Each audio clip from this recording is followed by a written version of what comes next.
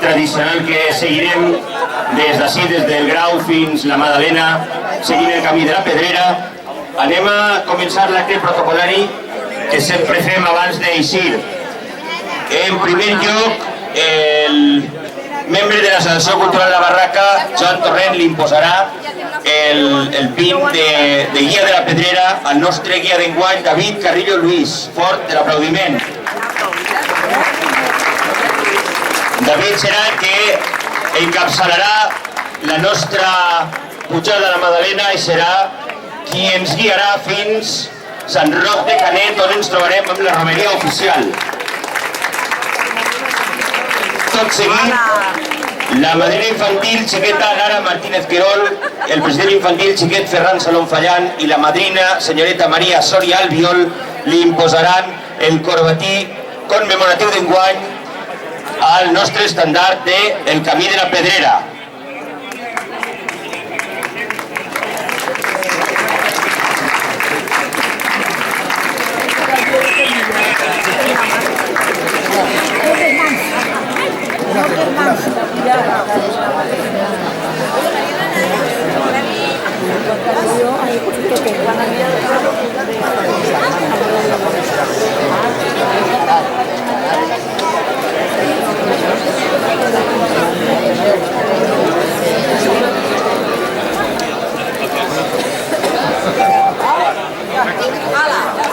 Bé, i a nosaltres només ens cal desitjar-vos que passeu molt bon dia a tots, que ens retrobem tots a la Madalena, enguany que fareix que farà un dia magnífic. I res més, gràcies per vindre un any més amb tots nosaltres, que tingueu bon viatge i fins l'any que ve, gràcies. Ens veiem a Sant Roc de la Donació, allí farem una paradeta. Gràcies.